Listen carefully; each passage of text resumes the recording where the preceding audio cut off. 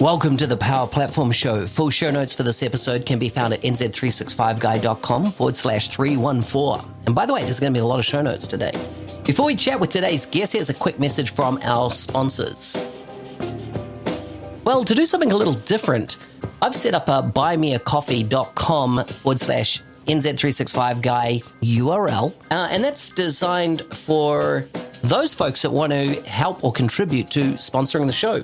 I've never shared this before, but basically it costs me over $10,000 US a year to actually produce the Microsoft Biz Apps podcast. And so I just thought it was a little way for those that want to, be supporters of the show that could shop me a coffee maybe. So that's buymeacoffee.com/NZ365guy.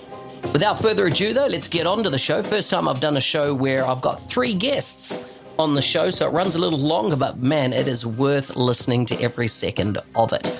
With that, let's get started.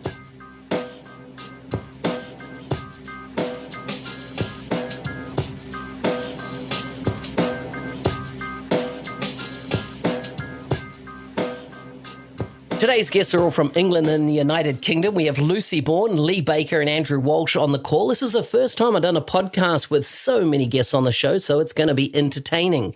You can check out Lucy on Twitter at Lucy Alice Bourne, Lee as Lee M. Baker, and Andrew as Andrew Welch. So feel free to check those guys out and follow them on those channels. Guys, welcome to the show. Hey, thanks for having us. Yeah, thanks so Mark. much. Yeah, good to have you on. Mark, can I just point out that Lucy and Lee may have picked up that there was a mistake in my Twitter name as you just said it. It's Andrew D. Welch. There's a long-standing joke about this. Oh my gosh! I looked right over the D, like I did, like it didn't even register in my mind. You're right. It's Andrew D. Welch.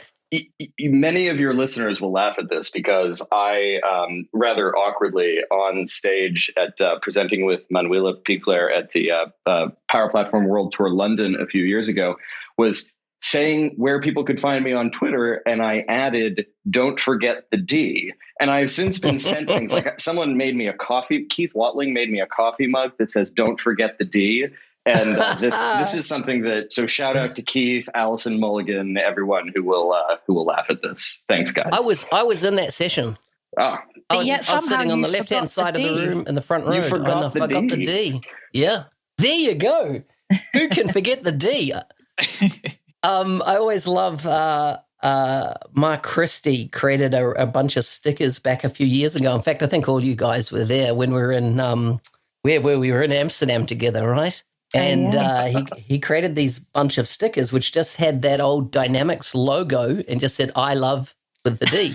And that was, I don't remember that, but maybe this is an opportunity for more stickers. Yeah, like I can look at my laptop here and it's got the sticker still on it. I love D. Well, I believe that was the same conference in Amsterdam, Mark, when you famously told a crowd of people that Dynamics 365 was dead, right? Yeah. Man, hasn't that been awesome? I've definitely reaped the benefits of that statement.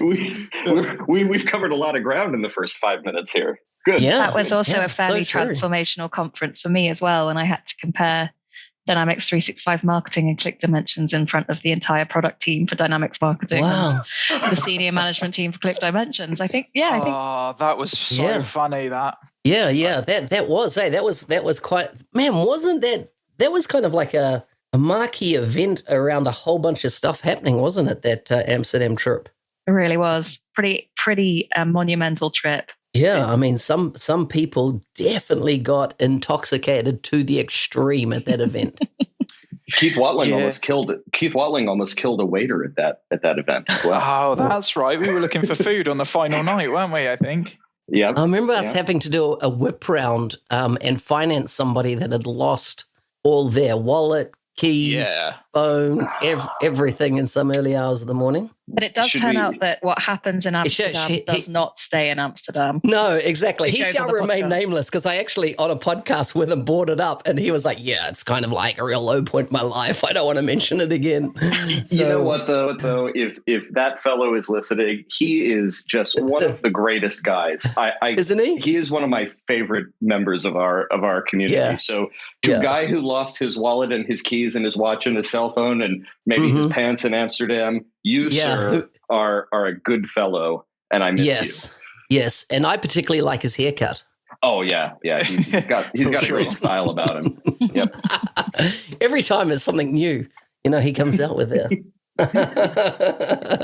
Okay. So just there's probably folks in the audience that don't know who we all are.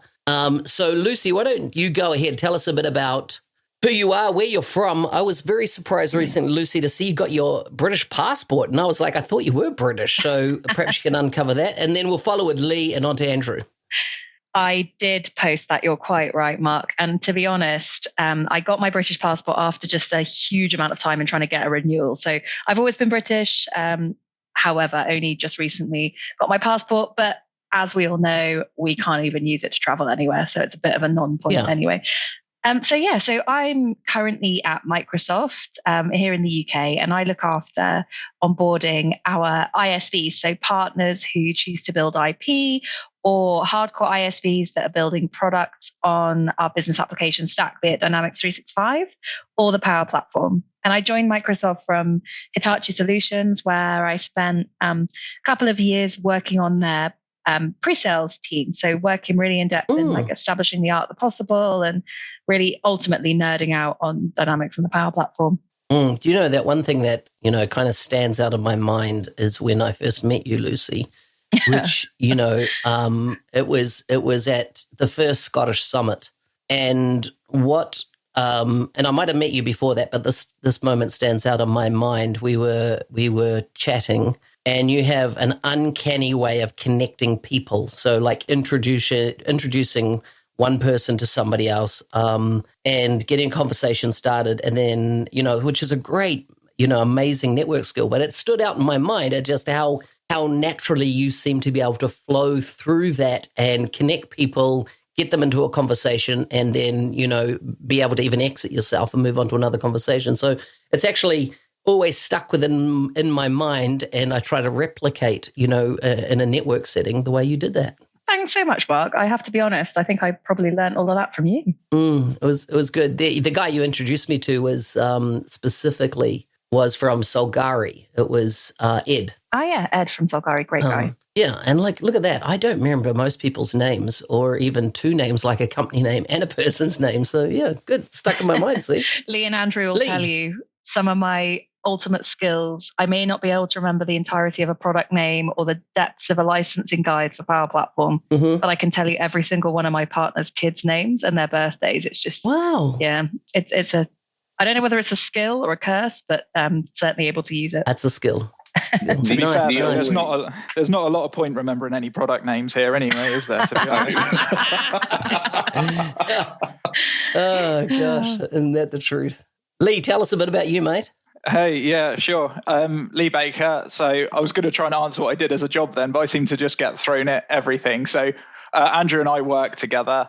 I work partly as a solution architect, partly as within pre-sales, partly within different parts of business development, and putting together our go-to-market opportunities and technical advisor to different clients, and kind of just get chucked at all sorts of different things, to be honest. But my background is kind of devy and architecture-y. Once I'd finished kind of fitting Windows and decided I wanted to get into technology, I suppose. Nice. And yeah, as a dev, as an architect, Power Platform, Dynamics, and Azure. I will also add, I'll add about Lee, because he hasn't gotten good at saying this yet, but Lee is a recently recognized Microsoft Fast Track Solution Architect for Power Platform, which is, I dare say, more prestigious than being an MVP by a mile. Truly incredible. Yes. Why did I not know this, Lee? Mate, as in, where's all the tweets and LinkedIn posts and look at me, You must not be following me, I suppose. Did you block my content again? He forgot your D. That's what it was. Mate, congratulations on that. Like that I do see as a real premium, recognition and qualification in the industry, being that, you have to have been doing this for a while. You have to pass an interview process, which is personal, with the Fast Track team. So well done, mate. Well done. Ah, thank you.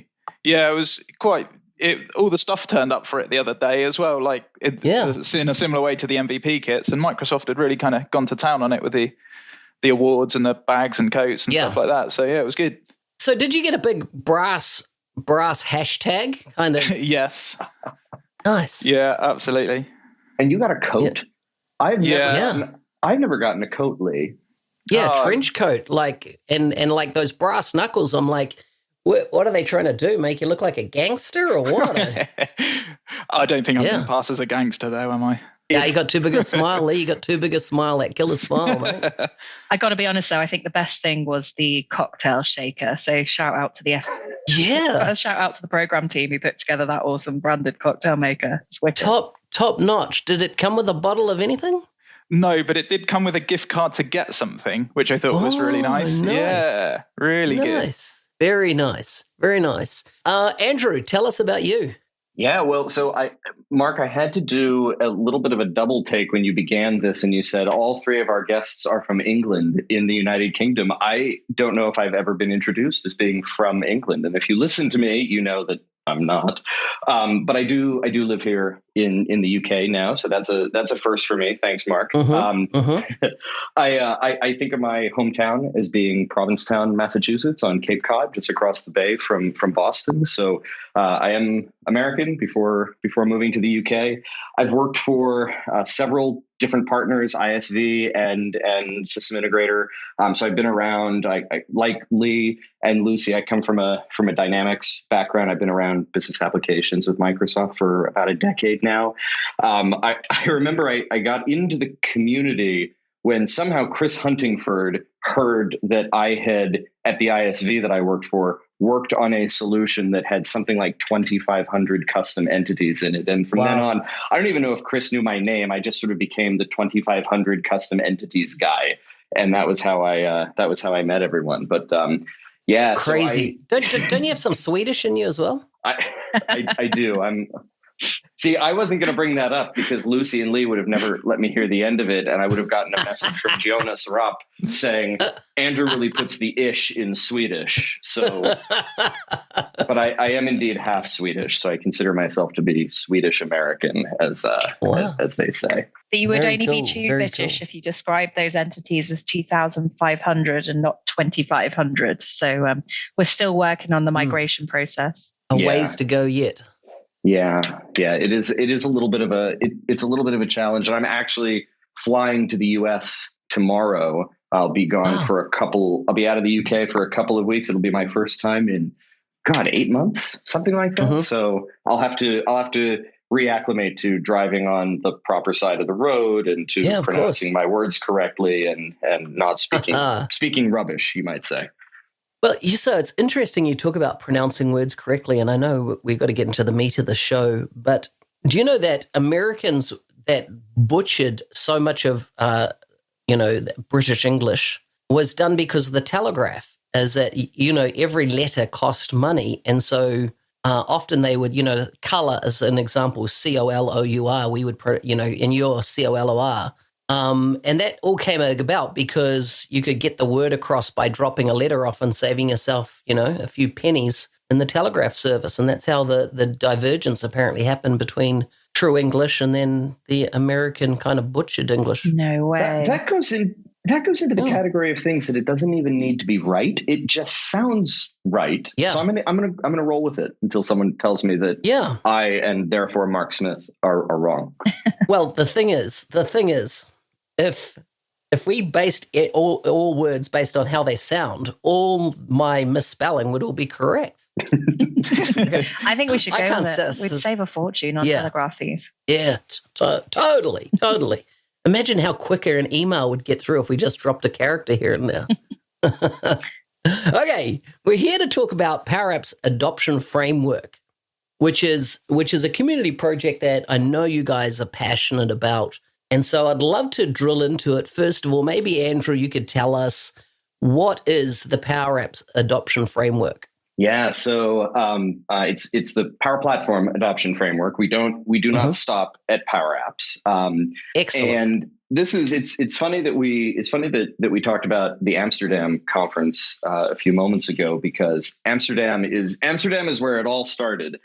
There was Lee can actually probably tell the story better than anyone, but long and the short of it is that Lucy, Lee, Keith Watling, Manuela Pichler, and myself, we wound up all kind of meeting in Amsterdam. I think some knew one another beforehand, and this was in kind of early days of the Power Platform as we know it today. And there was a real sense, kind of this emerging idea that if we were going to take this thing enterprise scale, if big enterprise organizations, we're talking Fortune 100, we're talking large government agencies, et cetera, we're really going to go all in on Power Platform, there needed to be an adoption, a modernization, migration, and really importantly, an enterprise management and governance story around the platform. And that's how the adoption framework was born. At the time, all 5 of us worked for different companies, and we kind of put our ideas together.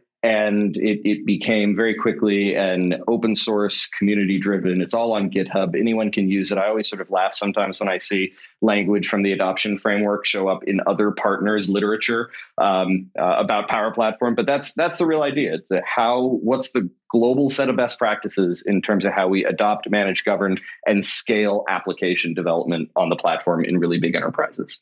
Awesome. So break it down a bit for me. What are the moving parts of the Power Platform Adoption Framework? You've talked about, governance is such a broad word. Some people would, consider it as a way for us to be controlled or cajoled into doing something. But can you kind of break down what are the kind of key moving parts or components of the Power Platform Adoption Framework?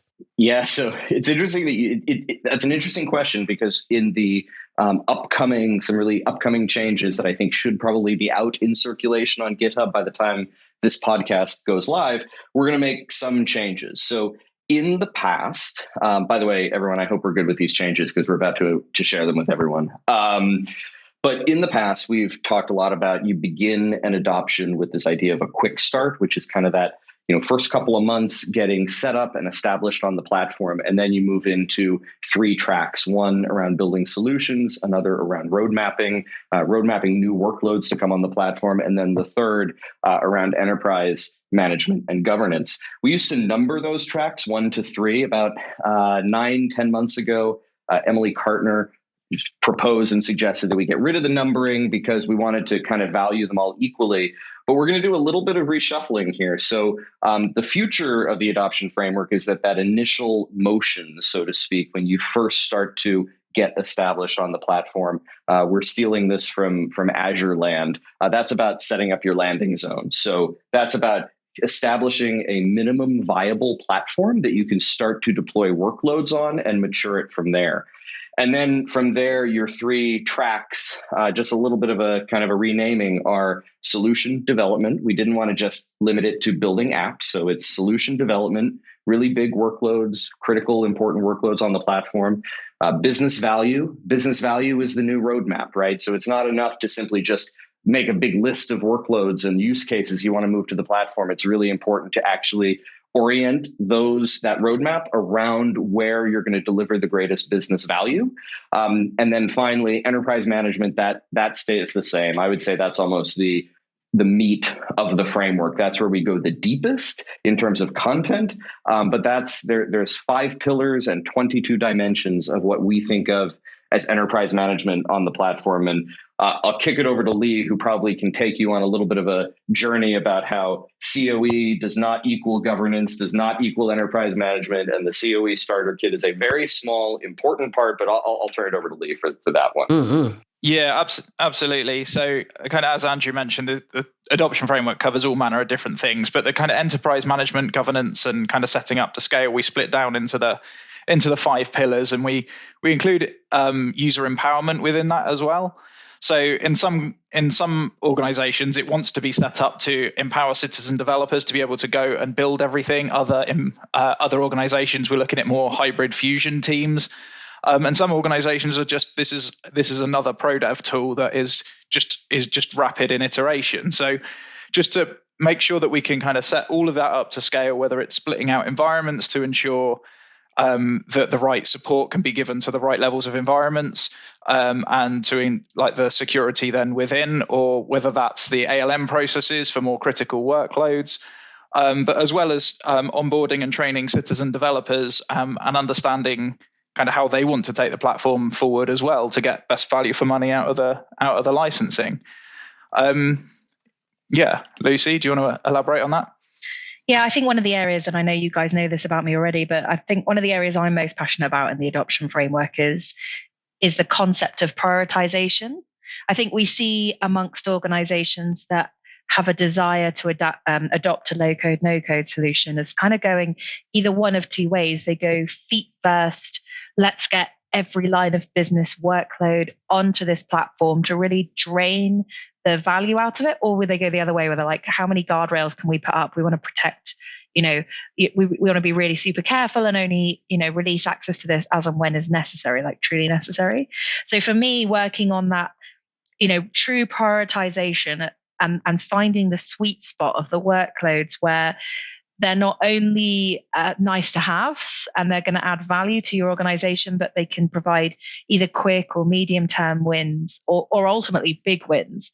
And so Andrew's done a fantastic job at actually putting together a really nice diagram in the prioritization section of the Power Platform Adoption Framework, which kind of almost sort of quadrant style maps out where and how you should prioritize workloads to deliver onto the Power Platform. Mm-hmm. Mark, we'll send you a link. There's a whole blog post that Lucy and Emily Cartner and I worked on together when it comes to how to really take on that roadmap. That's so good. We'll make sure it's in the show notes. Emily Cartner's name's come up through a few times. Who is she? Tell me a bit. Yeah, she's one of our really good friends and colleagues, and a frequent contributor to the framework.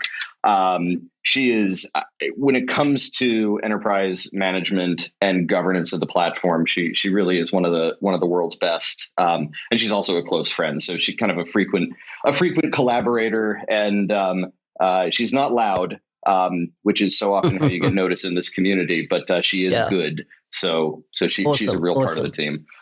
So one of the things that came up then was that this is not the COE starter kit. And of course, Manuela is, probably, I assume she's the lead on that product inside Microsoft. And of course, she got started with this when, back in the days that she was working at Virgin Atlantic before joining Microsoft. But what do you mean when you say the COE is not part of the Power Platform Adoption Framework, or is not the same thing as?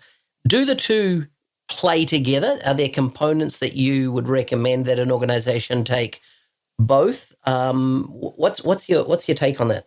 Yeah, absolutely. So we do talk about the COE Starter Kit within the Power Platform Adoption Framework. And when I kind of mentioned about those 5 pillars, within one of those 5 pillars, we do talk very heavily about the COE Starter Kit. But the COE Starter Kit gives you some of the physical tools to do the job rather than the company's strategy and process for pushing this forward, which a lot of it is not technology driven as well.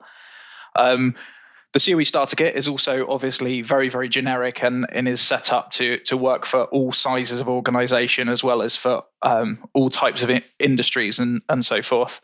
So it doesn't cover things like when you get to scale of clustering hundreds or thousands of environments, how does that get handled? How do we start to be able to put this in the hands of someone who's working within an organization, an end user, and let them succeed by managing that?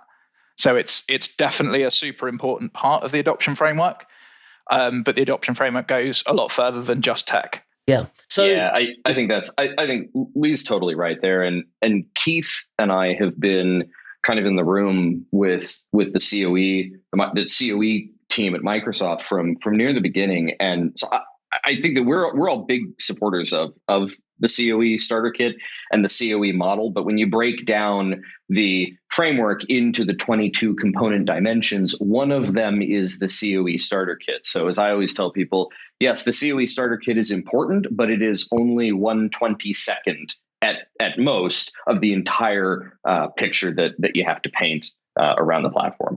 Makes sense. Lucy, did you have something to add there? Oh, God. Mark, as you know, I probably talk about this all night, but I think, Andrew hinted one thing earlier around business value assessment is really the answer to all questions. And I think certainly at Microsoft, we're hearing, really commonly around catalyst programs and painting the art of the possible and really painting the picture of business value. And I think, to the point on the center of excellence, whilst the data that's provided can help guide the direction of where the value may come from, really we almost want to turn the data and the insight out of the center of excellence toolkit inside out to help paint that picture of the business value, which is probably my second passion topic when it comes to the Power Platform Adoption Framework, bar the adoption and prioritization piece. Yeah. So let me put this to you. Let's say I have a team of architects, as part of my practice, and we do everything from federal government type projects through to banking, through to even mining as an example. So all big type of accounts, generally multi-million-dollar projects that are on the go.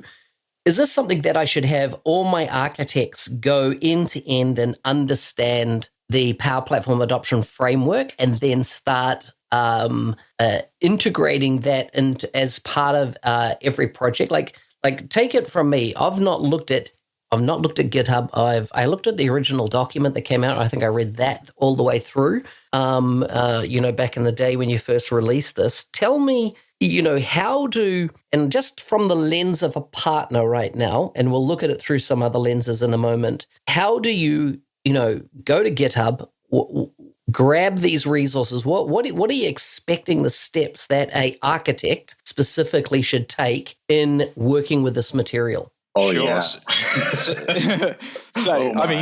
Firstly, if you've got a team of Power Platform architects, can you let us know where they are? Because they are not easy to hell find. No.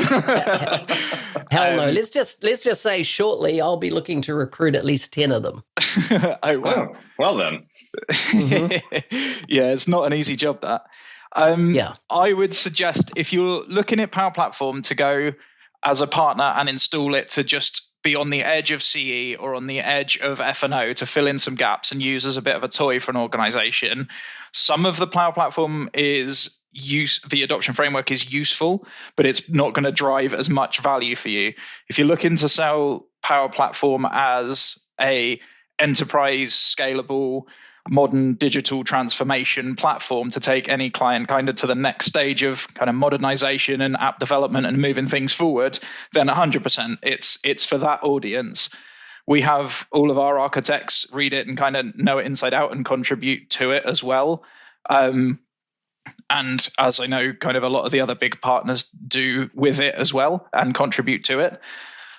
So it's definitely for that audience, and to understand we're in the past with CE, we'd have just thought about maybe a dev test prod environment, for an example, or maybe there's a few more different parts of QA emerging and multiple dev stuff like that. But we're looking at a platform here that could have seriously hundreds or thousands even of workloads on it. It's just a whole different scale to how we would have delivered CE in the past. So that's something that's interesting that you say that, because one of the conversations I've even had with Huntingford recently and others is that for the last 2 or 3, 4 years, we've heard a lot about app development, automation, using Power Automate, things like that. But I feel that there's been a turning of the tide, particularly in the last 6 to 9 months, where we're hearing much more of the platform coming into focus and us talking about, going into an organization, not building a couple of apps, but actually, re-platforming obsolete or end-of-life apps, all future app development being built on the single platform. So really a platform strategy and approach to how this is implemented across an organization. And so I just hear that in what you're saying, Lee, that is the target audience. What are you guys seeing in respect to that around, customers' appetite now moving more from just an app story to a platform story? Oh yeah, I think that first and foremost, and this is the part of the story that I think a lot of folks have missed about Power Platform up until, as you say, very recently, maybe the last 6 to 9 months, and that is that Power Platform doesn't exist in isolation. It exists as a principal platform, one of the 3 principal platforms in the broader Microsoft cloud. A lot of folks in the past, I think, have kind of seen it as an edge case, an engine for edge cases, right? Like we need to extend CE here and there, that type of thing. Mark, I feel like we were talking about this a year ago, right? And we were talking about that. This is the next thing. But what we're seeing now, and what I think where I think we'd all be in agreement, the real value of Power Platform is not in the first workload or the point solution dynamics for sales or customer service or whatever. All of those are important. But the real value of the platform is not in one workload. It's in getting 1,000 workloads onto the platform. I've been working with an organization that is, no joke, their plan is to move 15,000 workloads. It's a backlog and a roadmap of 15,000 things to move on to Power Platform. And that's legacy business processes, InfoPath, Access, SharePoint, old applications that they want to retire. I'm now hearing people talk about how we're going to evacuate a data center by replatforming all of the data center's resident apps onto Power Platform. So the scale is really, the scale of the game has changed really fundamentally. Yeah. I was talking to Alan Chai, of Slumberjay, and he was saying something like 20,000 workloads now that they've migrated to the platform, just mind-blowing numbers nowadays. If I'm honest, and perhaps slightly cynically, I think we've still got a really long way to go. I think we talk quite commonly, and I think Andrew and Lee are in a really positive position where they're, living and breathing this daily. But when I speak to some of the specialists at Microsoft who are actively on the ground, looking for these opportunities, they're finding them. But I think the conversation is still quite hard to have with these organizations. And I think that's predominantly because they're not set up necessarily to procure in a way that is cross-organization. And so I think again, and I'm going to come back to that same point, the more that we can articulate the business value that's specific to the organizations we are presenting to, the more we can talk about a wider platform play. Because I think until we can do that, it's always going to look as if it's a low-code, no-code solution to fix a point solution at a point in time. At the end of the day, these organizations are familiar with the concept of procuring ERP or CRM or a solution to fix a problem or a workload at a specific point in time, but it's unusual and it's still new to organizations to be acquiring across a business. So Andrew, you've probably got loads more to add to this point. Yeah, I think that Lucy, this gets into one of the things that you and I talked about at Scottish Summit this past year, right? Which is that there needs to be a mindset to thinking of the kind of the fixed costs around Power Platform and around kind of this cloud transformation, not in terms of like sunk IT costs, right? It's not a capital cost where you're going to, buy the thing and then you're going to depreciate it, or you're going to buy the thing and you're going to kind of point it in one direction for one specific need. It's more like a people cost, right? It's more like if you buy the premise, and by the way, if you don't buy this premise, then you will probably have a really rough decade. But if you buy the premise that every company or every organization, in order to succeed, needs to be a software company, right? Which I think was a trend before the pandemic, and now I think it's inarguable. So if you buy that, then you also need to buy the premise that, therefore, we need to put the right tools in the hands of our people. So it's been, for a long time, we've thought of, we have to buy this personal laptop. That's sort of the cost of doing business, of adding an additional human to your workforce. I think that the same is increasingly applying to, I don't want to the L word, right? To the license that you put in the hand. That license is a tool. It's not a sunk cost. You put that in the hands of all of your employees.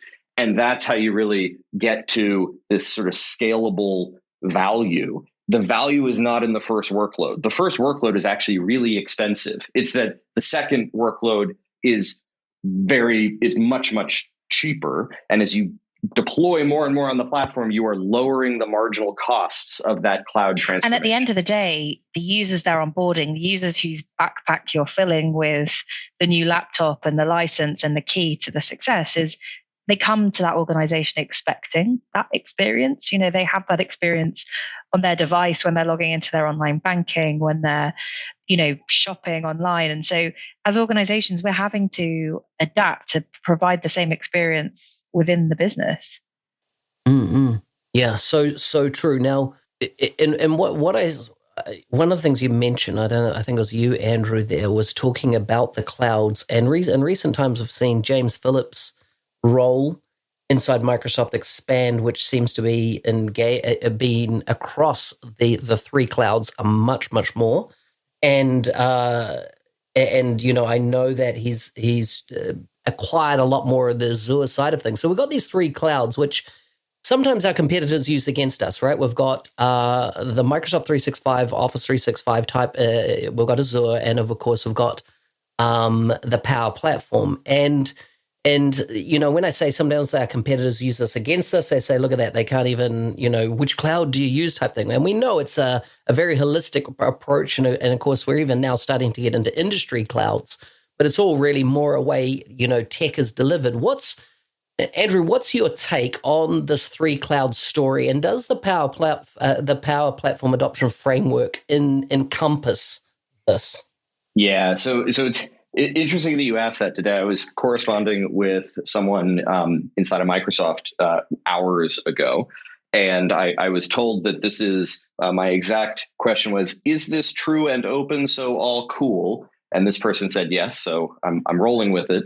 But at this point, and who knows what happens inside of Microsoft, right? This could all be different, right? By the time the podcast airs, right? But at this point, Azure data product teams who deal with Azure data services like AI, ML, et cetera, IoT, those services live inside of Azure, but they're now rolling up inside of of James Phillips' organization, right? So what we used to call the Business Applications Group, the BAG, maybe we still call it that. But in any case, I think that's it's like jiggering with the org chart, fine. But I think that there's some insight there about how Microsoft sees the platform. So I think that Microsoft really sees Power Platform and its role in the whole Microsoft cloud ecosystem as really being a huge part of the app dev platform of choice going into the future, and then a huge part of the data story. And to that, I'll kick it over to Lee, because Lee and I have done a lot of work around this concept of Power Platform in the modern data platform architecture, which is really all about, and yes, you can go to the framework. It's all brand new to the framework, but really this concept of how do you build Power Platform into your data ecosystem. And with that, I'm going on mute because Lee is going to come off of mute. Sure. Yeah. So it's kind of one of the things that we always look at when we look at this platform for the future for an organization, and that we don't ever walk into a client that's got zero technology. They're very rarely only on one vendor either. There's usually always AWS or Google or anything else in there as well as Microsoft. So how do we really kind of bring the platform together? Now, we're not going to re-platform necessarily everything on all of those other clouds. You'd kind of be naive to think that was the thing to do or was even possible. But to bring in the platform and kind of make it marry well with not even just the three clouds that we talk about within Microsoft world, but also with the other clouds outside as well, bringing in those data points, whether that's things like virtual entities, which are probably just going to get better and better, or the different connectors for Flow, and bringing that data in to surface it in Dataverse, and then whether it's customer insights and stuff to work against that data as well. It's really important to kind of bring this all together under this one holistic cloud technology for a client, and that covers all the different vendors, as I say. But specifically within Microsoft, we're seeing the barriers come down to Azure specifically from the platform almost day by day, whether it's things like Azure Functions being brought in closer. Some of the things Andrew just mentioned about the data ownership, virtual entities is going to be a key one, I think, in terms of how that brings all sorts of data and is just fronted by Dataverse APIs. It's really transformative when all of that is brought back together again and is then usable with the same set of APIs from Dataverse. I'm really to the point where, with no offense intended to Microsoft's marketing team, where we should be calling this not Power Platform, but the Cloud Platform or the Cloud Application Platform, because that's really this is Microsoft's Cloud Platform. And to connect what Lee said, Mark, back to one of the questions that you asked a few moments ago about, say you're a solution architect, or you've got, from the partner perspective, or even from the customer perspective, you've got a team of solution architects. What should they be doing with the adoption framework? There's two pieces of insight in what Lee just said. One is that data ecosystem is one of the 22 dimensions of the enterprise management model that you'll find inside of the framework, right? That's about how do you use services. Some live on Power Platform proper, Dataverse, virtual entities, or I guess virtual tables now. How do you use some of those services, but also how do you use services like Event Grid or Azure Data Factory or what have you, other data stores, for example, so Data Lake, Cosmos DB, et cetera, right? How do you knit all of that data together in a way inside of an enterprise, right, that gets fronted sort of by Power Platform, Power Apps, Power Virtual Agents, Power Automate, Power BI, right, at that kind of end user, that pointy end of the spear place. So I think that from an enterprise management perspective, that's one thing that solution architects, or particularly maybe enterprise architects, need to be thinking of.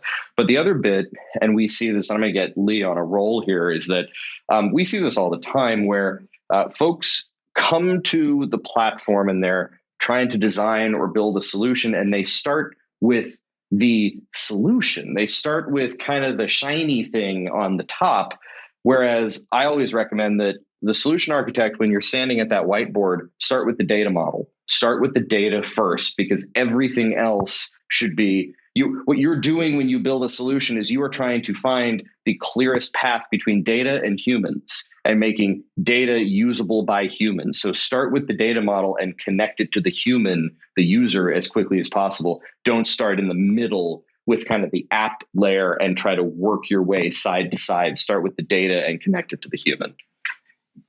Yeah, and just to extend that a little bit, and I think it was really telling that no matter how many times they tried to rename Common Data Service, they never put the word power in front of it. I think Dataverse, with a few tweaks and improvements, becomes the data store of Azure. It's going to manage different types of data differently, obviously. It does that really well now, and it's just going to get better over time. And I think it will just take over the disparate data stores that we see for so many different things. Yeah, it's interesting you say that. I put up in one of the forums or whatever, I put about a year ago the need for back then CDS to be available in Azure, and it got voted through the roof. And of course, the people come out and was like, it's not just data. Of course, we know the architecture behind it is it's not just about data, but it's interesting that you say that, Lee, that's probably ultimately where we're going to end up. And it's pretty phenomenal, the trip we've been on. Tell us about risk. Sorry, what was that, Andrew? Oh, no, Mark, we can pick up on the risk question, but I was just going to say, one of the things that I'm probably going to make an enemy out of all the Azure data specialists out there, and I just want to say that I don't want to be your enemy. I want to be your friend, because I think that we have lots to share with one another, right? But one of the things that surprises me is that when I talk with really, really knowledgeable, just very talented people in the Power Platform space, and I'm not talking about building productivity, those more kind of end user productivity solutions, say a Canvas app on SharePoint, though we see people doing amazing things, getting Canvas apps to consume data from SharePoint. I'm talking about kind of critical level applications and folks who come from that perspective on Power Platform. And it's that those folks really seem to know their stuff increasingly when it comes to using Azure data services. I still really alarmingly run into folks who come from the Azure perspective, and they are experts in Azure data services, who have, in some cases, never even heard of Dataverse or Common Data Service. So it's going to be a really interesting moment when Power Platform data folk meet Azure data folk, because I think that this is anecdotal. I think that Power Platform data folk have a higher level of awareness of Azure data services than, say, Azure data folk going in the opposite direction. So that's just interesting to me. Without a doubt.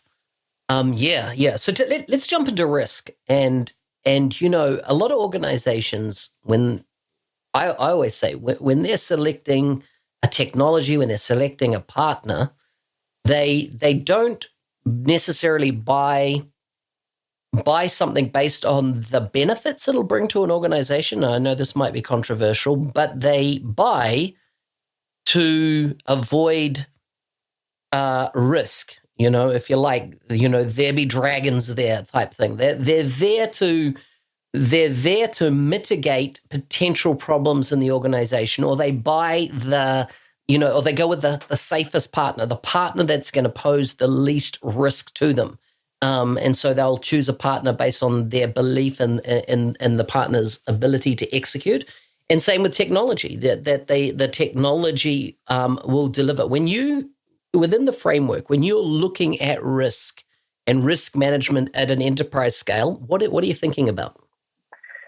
Yeah, so I think first of all, the framework, a huge part of the purpose of the framework, right, is to provide these enterprise organizations and the partners that serve them with a model that has been proven and kind of iterated over time to help them buy down risk. The fact is, most of us got into this business, right? And when I say this business, I mean kind of IT broadly, but application solution development more specifically. Most of us got in this business because we want to build beautiful and useful things. And that's great. And it's very romantic and very exciting and everything. But the fact is that if you are a CIO sitting inside of a Fortune 100 financial services firm or a defense and military organization as a part of government, right? You are obsessed, rightly so, with risk and how to buy it down.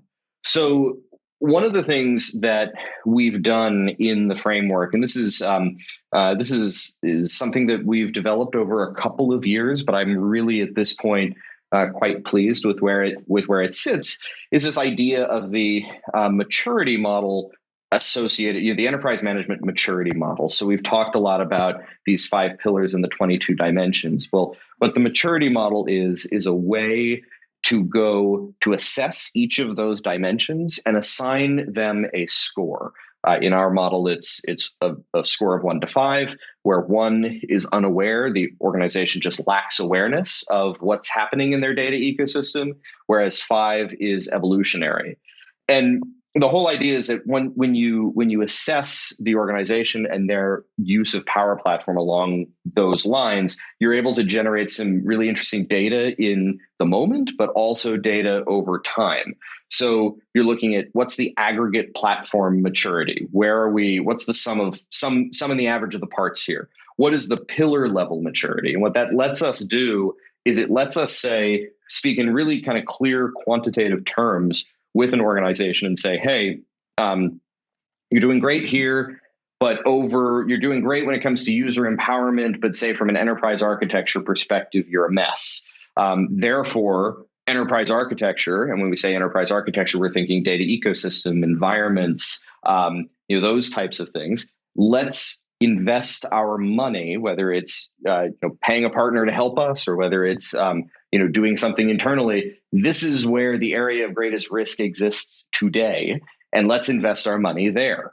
But once you've done this, and once you've gotten into this rhythm where you're kind of constantly assessing where you stand from a maturity perspective, you can actually see trends over time. You can see where, hey, the introduction of a new feature from Microsoft has decreased our risk in an area, or, hey, maybe we weren't prepared for that new feature, so it's actually increased our risk in an area. And oh, we've spent all this money on this partner. Well, what are the results of that? Well, we've brought down our risk we've gone from being maybe in disarray to being reactive or strategic. So that's how we think about it. And that's actually new to the framework over the last, I would say, 6 to 12 months. So if people haven't seen that, definitely check that out. I hope this is not a curveball for anybody. Has it been has TOGAF, TOGAF being considered in any part of what you're thinking here? Lee, I saw you come off mute. Yeah, I thought you were about to start speaking. Sorry. It has to some degree, and it's actually one of the things that's on the backlog for us as well to bring in further. So I think we're all aware of TOGAF at different levels. Yeah. I always feel TOGAF is written for the and I could be way wrong here, the pre-cloud era. Is that, where it's come from? Yeah. And so just I've had people on my team come to me and go, will you sponsor me through getting TOGAF certified? I did. And I didn't see in our as in the projects that it created a lot of value. Yes, it was a qual that they had then on their CV, but I've struggled to see whether I would sponsor that ongoing. But now in this conversation today, I'm wondering whether that also should be, part of that story. So Lee, tell us, what are your thoughts on where you're talking about TOGAF on the backlog? What were you thinking? Yeah, so I think there's definitely parallels between some of the things in the framework and the TOGAF framework, but I think I don't think some of TOGAF I'm far from an expert on that, but some of the things don't seem to sit nicely with how we deliver not just Power Platform, but the digital transformation around and the business transformation around Power Platform, which is why it's never gone any further than it is right now. So I know that's something that Keith is actually looking into, probably more so than Andrew, I, or Lucy at the moment, because that's something that he's very interested in. But there's definitely parallels, and it's something that needs to come closer to the adoption framework. But I don't think it knits perfectly, and is kind of the modern way that we would hope to push the platform forward. But we shall see what happens over time. Yeah, because like TOGAF, outside of the essentials of it, they deal with two main areas, which is business architecture and integrated risk and security, which, I see some parallels. Yeah, I think that's true. I also think, though, and Lee hinted at this a little bit, but I'll be, I might not go so far as a Dynamics 365 is dead moment, Mark, but I do think that frameworks have a lifespan. They have a life cycle, right? And a lot of times what happens, right, is that you have a framework or you have an idea, and it kind of becomes the vehicle for, in the earlier days and kind of through its midlife, it delivers a lot of value. But then as you just sort of pile more and more and more onto it, the framework, a framework can become an inhibitor to success and to product. So what I'm not saying here is I'm not trying to criticize TOGAF as a concept. I'm trying to say that we've been very, very committed to and had a lot of conversations about not just about what to put into the framework, but about what not to put into the framework, because we want the framework to be a catalyst or a promoter of rapid progress and organizations getting to value quickly. We do not want it to be a block to success. So if you have a need for a framework like TOGAF, that is fantastic. But I almost sometimes, we definitely have a lot of conversations amongst ourselves as, hey, let's not make this too difficult to use. Make it comprehensive, but make it value centered rather than compliance centered. Lucy, I couldn't agree more. And I think, just to add to that, I think we really to expand on your point, Andrew, is we quite often see, training guidance, detailed RFP structures as really being an excuse not to do something, as opposed to a reason to invest even more heavily in doing something. And really, I think the other thing that we should point out about the Power Platform Adoption Framework is that you can kind of dip into it at various points. It might be, back to Lee's point right at the start, it would be luxury if all the scenarios we're going into with Power Platform are greenfield sites, pure Microsoft houses, making it super easy from a technical perspective. But in reality, that just isn't the case. And it's the same from a people perspective as well, right? Organizations may have seen failed projects before or unsuccessful adoption. And so really the adoption framework is around what have you got key challenges on? And here is our guidance on how to make it relevant to you as your organization, or if you're a partner, to your customer's organization.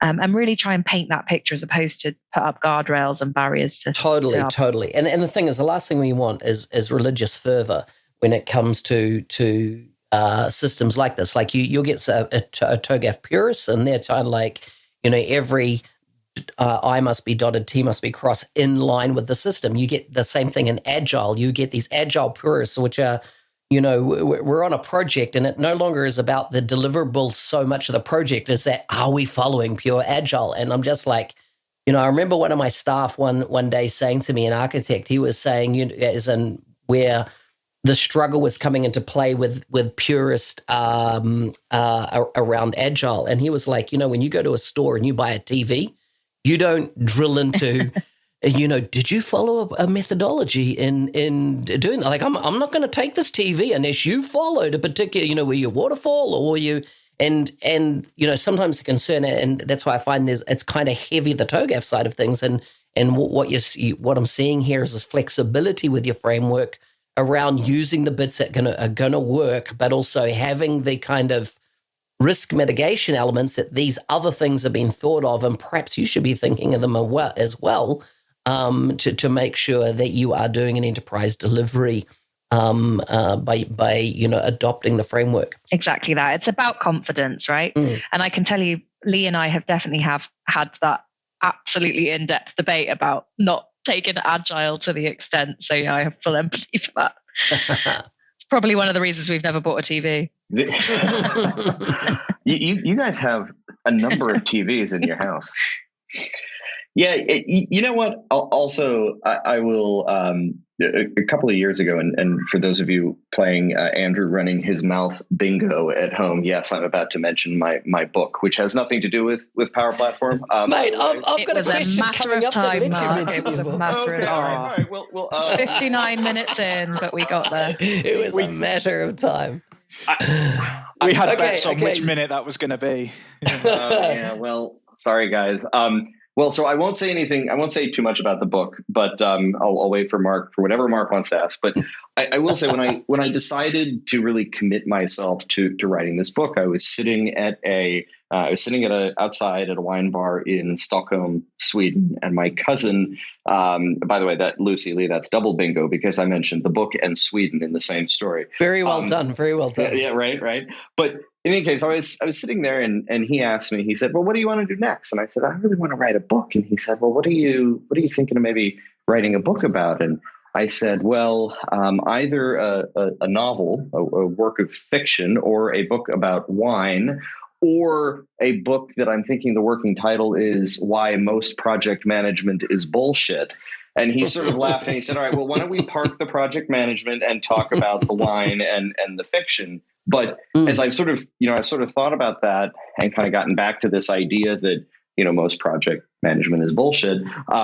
One thing that is new in the framework, when we think about building and solution development, so now the newly renamed solution development bit, is a kind of a step, not a detailed step-by-step, but these are the activities when you are developing a solution in that critical or enterprise important kind of band of criticality.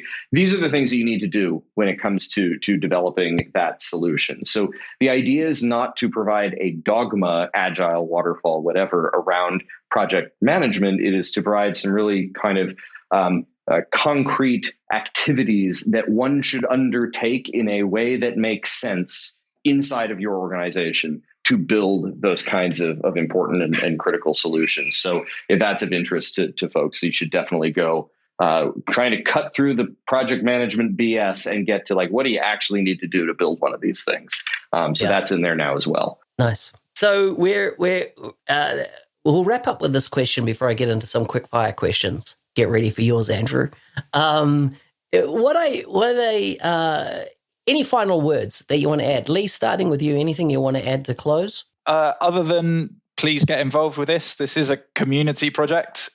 We're all now delivering Power Platform in different way, shape or form. Please let us know what is good, bad and indifferent and get involved to help make it better. I like it. Andrew? I'm sorry. The question was, what's the last thing I want to add? Final words. My final word is that this has always been a community effort. I think that everyone should expect to see more of an increasing orientation around this being really community-driven, community-led, which I think is great because it means that everyone can use it. It doesn't matter who you work for. It doesn't matter what kind of work you're doing. Everyone can use that. But the flip side of that is that it really does continue to depend on the input and the best practices from all. We do not have a monopoly on good ideas, and some of the most useful things that have entered into the framework to date have actually been inspired by others. So nice. So keep that coming and continue to contribute. I like it. Lucy? Adding on to that, I really want to hear the success stories. We talk about this being a community tool, but actually what I really want to hear is how have the community used this to their advantage?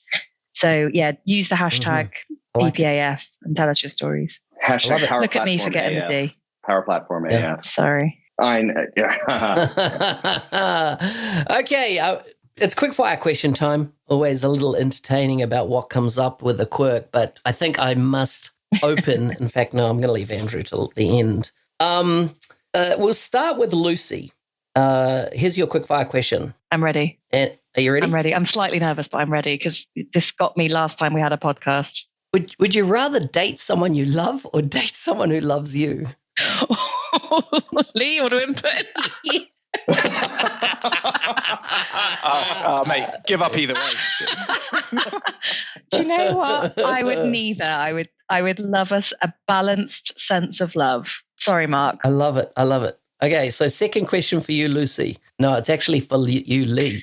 Lee. You're not going to ask me the same question, are you? No, Lee. Would you rather be proposed to in private or in front of family and friends? Oh, God, neither, but in private, I suppose. Oh, my God, I thought this was going to get super awkward for a second. Or on a podcast. Actually, I was just going to say on a podcast with yourself, Mark, I think would be ideal. I love it. Okay, here you go. And anybody can take this one here. If you had to change your name, what would you change it to? Baker. Well, there it is, folks. There it is. Happened here first. Right, I'm going to go now. Okay, the final two questions are for Andrew because I feel he's feeling a bit left out of this one-sided conversation. I feel really good about all the questions that were not asked of me just now. So that's I'm feeling good. Okay, here's your second to last question, Andrew. What state or country do you never want to go back to? Oh God. What state or country do I never want to go back to?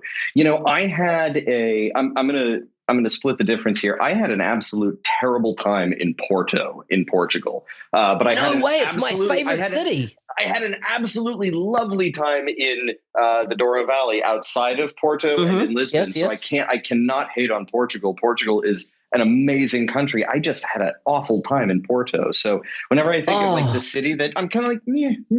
I think you're so wrong on this one, Andrew. Wow. I'm with Mark. Totally. Porto is like 100% one of my favorite cities. If you can, go to Porto for the Festival of St. Charles. Honestly, it's amazing. And you've got to be up all night for it. The Festival of St. Charles or St. John in English. But it's absolutely worth doing that once in your life. Sold. Amazing. Sold. And the irony is, Andrew, that's one of the only countries we can physically actually go to at the moment. Yeah. I know. Okay, final question for Andrew. Final question. Andrew, what book have you read recently that you'd recommend and why? As a cure for insomnia or as an actual good read? Go for it, Andrew. Oh God, what book have I read recently? What's the title of your book? What's the title of my book? Are you suggesting I read my own book, Mark? Because that's what Lee and Lucy think, and it's not actually true. Tell us. Okay, so I'll turn that around and say that one book that Lee and Lucy have read recently that they would recommend to others is Field Blends by Andrew D. Welch. And they just can't keep saying enough about it. So I assume a link to the Amazon Kindle download will be in the show notes. It will be in there. I'll put it in the show notes. Absolutely. Must read. It does feel like a fitting time to mention that at one point of turning up to Andrew's flat and looking at Lucy's Amazon history, because he's been borrowing that at times, he'd ordered about 100 copies of his own book to his own flat.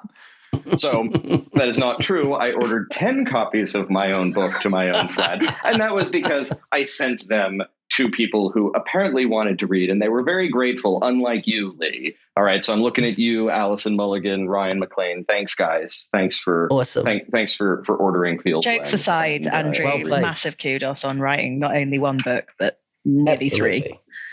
Yeah, thanks. Amazing. Yeah, thanks, guys. Okay, with that, thank you for coming on the show. Of course, we'll put everything we've covered today in the show notes.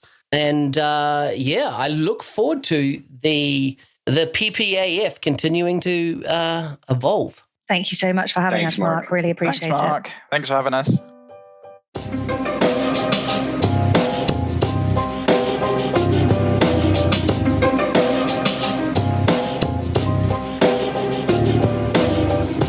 Hey, thanks for listening. I'm your host, Business Application MVP Mark Smith, otherwise known as the NZ365 guy. If there's a guest you'd like to hear on the show that's, heavily involved in the Power Platform community, implementation, that type of thing, I'd love to hear from you. Please like and subscribe in your favorite podcast player.